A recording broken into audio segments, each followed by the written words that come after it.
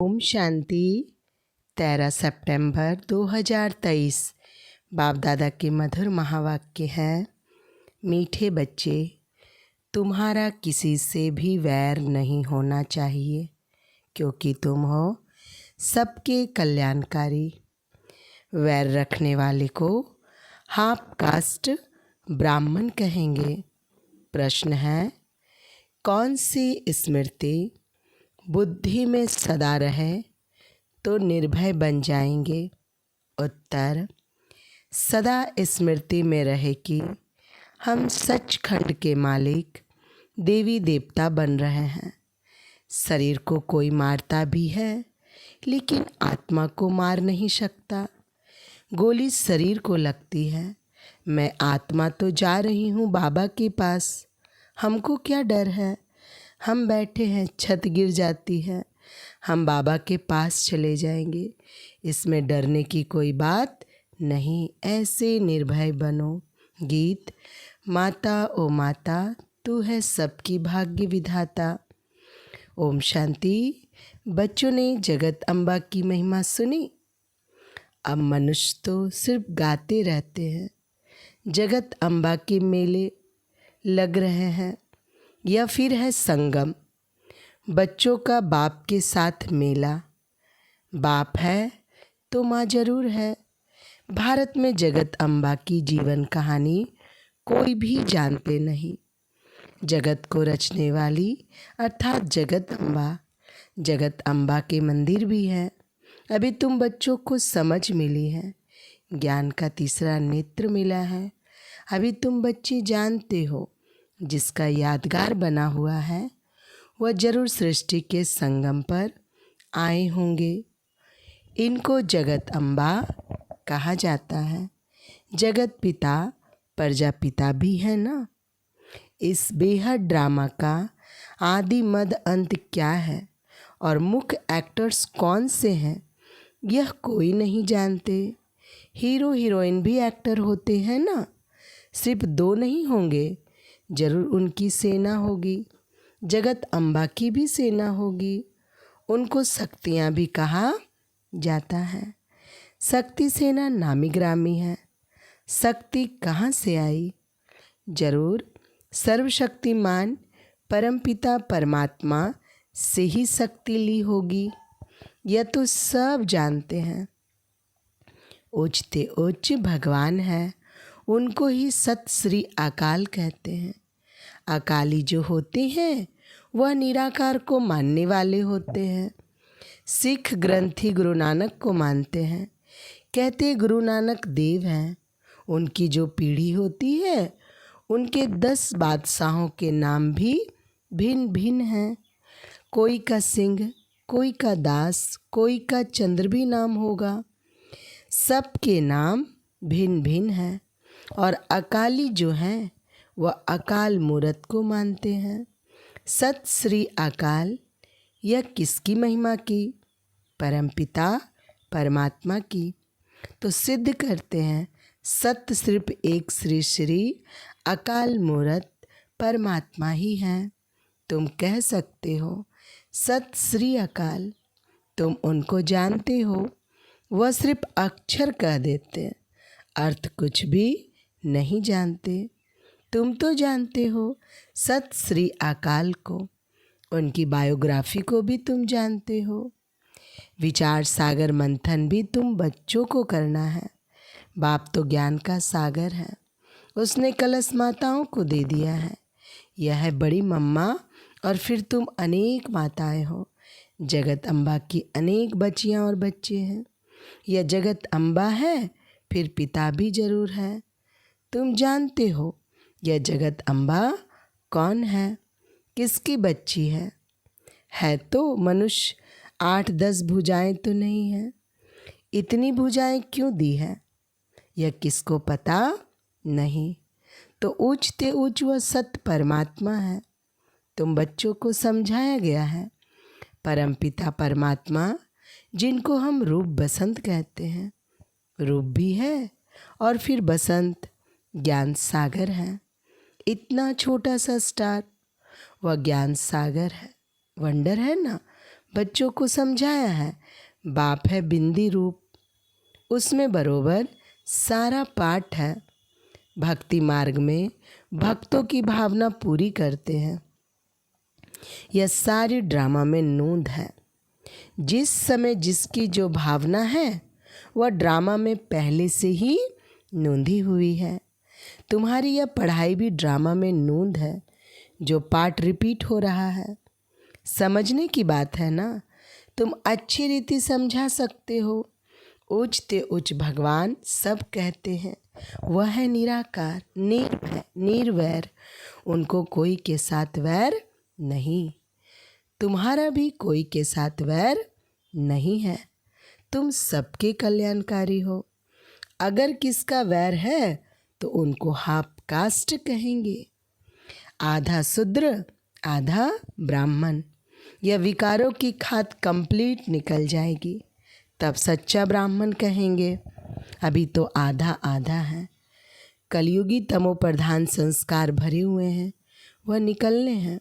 अभी तुमको ना देवता न शूद्र, बीच का ब्राह्मण कहेंगे। वह अभी संपूर्ण नहीं बने हो। जगत अम्बा को देवता नहीं कहेंगे। जगत अम्बा जब संपूर्ण बन जाती है उसके बाद देवता बनती है। अभी ब्राह्मण है।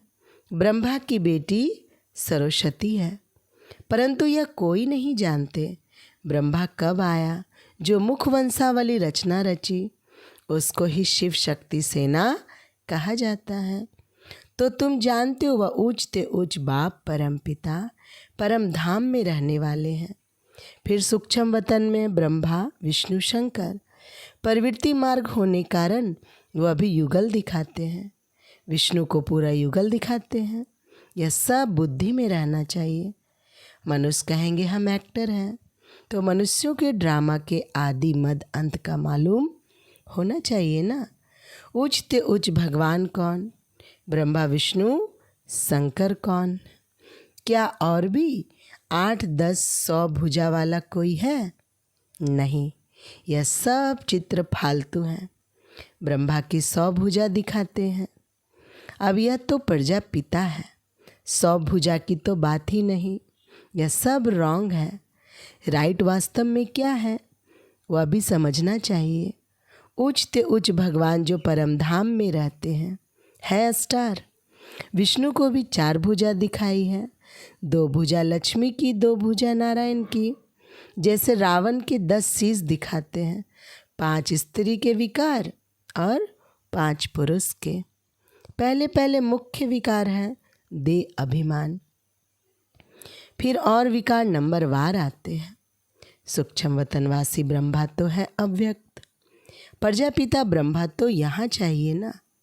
यह जब संपूर्ण बन जाते हैं तो सूक्ष्म वतन में फरिश्ते बन जाते हैं। तुम भी फरिश्ते बन जाते हो। वहाँ तुम्हारा शरीर हड्डी मांस का नहीं होता है, उनको फरिश्ता कहा जाता है। ब्रह्मा तो प्रजापिता यहाँ है। फिर विष्णु 2 रूप से पालना करेंगे। शंकर तो है सूक्ष्म वतन में। यह बड़ी समझने की बातें हैं। इतनी दूरादेशी बुद्धि कोई की है नहीं। तुम्हारी बुद्धि एकदम मूल वतन सूक्ष्म वतन तक चली गई है। सूक्ष्म वतन अब रचा हुआ है। ब्रह्मा विष्णु शंकर की भी रचना हुई है। जहाँ तक आ जा सकते हो तो उच्च ते उच्च भगवान, फिर ब्रह्मा विष्णु शंकर, फिर यह मनुष्य सृष्टि में देवी देवता है। बाकी 8-10 भुजा वाले वह चंडिका देवी आदि तो है नहीं। इतने सब चित्र कहाँ से आए? तुम्हारे पास कोई हथियार थोड़ी है।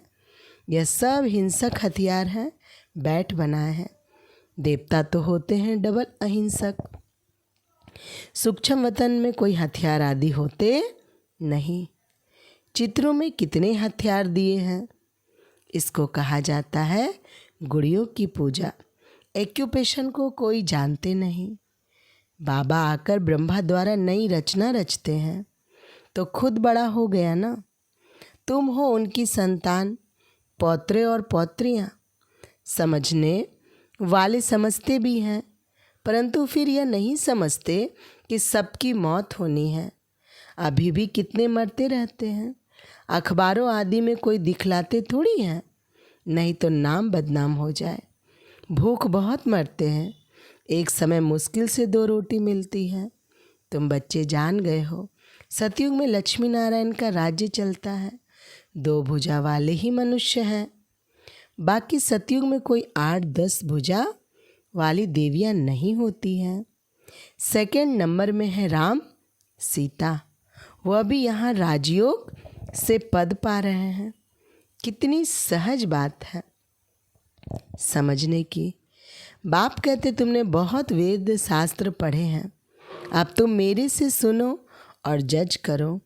मैं तुम्हें सत्य सुनाता हूँ या वह सत्य सुनाते हैं। अगर वह सत्य सुनाते तो तुम सत्यनारायण की कथा से सत्यनारायण क्यों नहीं बने हो। अभी तुम प्रैक्टिकल में सत्य बाबा से सत्य कथा सुन रहे हो। नारी से लक्ष्मी, नर से नारायण बनने की यह कथा है। जरूर प्रजा भी बनेगी कि सिर्फ लक्ष्मी नारायण जाकर तख्त पर बैठेंगे। यह देवी देवताओं की राजधानी स्थापन हो रही है, फिर सतयुग में आकर राज्य करेंगे। वहाँ राजाओं को लश्कर आदि कोई होते नहीं। लश्कर विकारी अनहोली राजाओं के होते हैं, वह तो हैं होली राजाएं। सतयुग को होली लैंड कहा जाता है, इसको अनहोली लैंड कहते हैं। बहुत पुराने पतित हो गए, नए को पुराना बनना ही है। शरीर भी पहले नया फिर पुराना होता है, यह तो बुद्धि में बैठना चाहिए ना। मनुष्य होते भी ड्रामा के आदि मद अंत को नहीं जानते। तुम जानते हो उच्च उच्च से बाबा मूल वतन में रहते हैं, उसको निराकारी दुनिया कहा जाता है। आत्माएं बिंदियाँ भी वहाँ रहती हैं, परंतु बिंदी रूप ही दे दो, कोई समझ कैसे सके। बिंदी की पूजा कैसे करेंगे, से बाबा के बिंदी रूप की पूजा कैसे करें, तिलक कैसे लगाए। बाबा अमरनाथ पर भी गए हुए हैं, बाबा सारा देखकर आए थे कि कैसे शिवलिंग बनाते हैं। कहते हैं वहाँ पार्वती को शंकर ने कथा सुनाई। अब पार्वती ने किस दुर्गति को पाया था जो उनको बैठ कथा सुनाई। वास्तव में तुम सब पार्वतियाँ हो, तुम जन्म मरण में आते हो और सद्गति को पाने के लिए कथा सुन रहे हो। तो वहाँ पूछा शिवलिंग कहाँ है, तो बोला शिवलिंग तो आप ही निकल आता है। अरे यह कैसे होगा, वहाँ कबूतर भी दिखाते हैं। कबूतर पिजन बात करना कभी सीखते नहीं, तोते को बात करना सिखलाते हैं तो वह बोलते हैं, कंठी पड़ जाती है। तुम ज्ञान की कंठी पहनते हो। तो बाबा ने समझाया है, उच्च ते उच्च है तो है शिव बाबा, फिर ब्रह्मा विष्णु शंकर। प्रवृत्ति मार्ग दिखाने लिए विष्णु को 4 भुजाएं दिखाते हैं। यहाँ मनुष्य सृष्टि में उच्च ते उच्च लक्ष्मी नारायण और उनकी राजधानी फिर राम सीता की डिनेस्टी।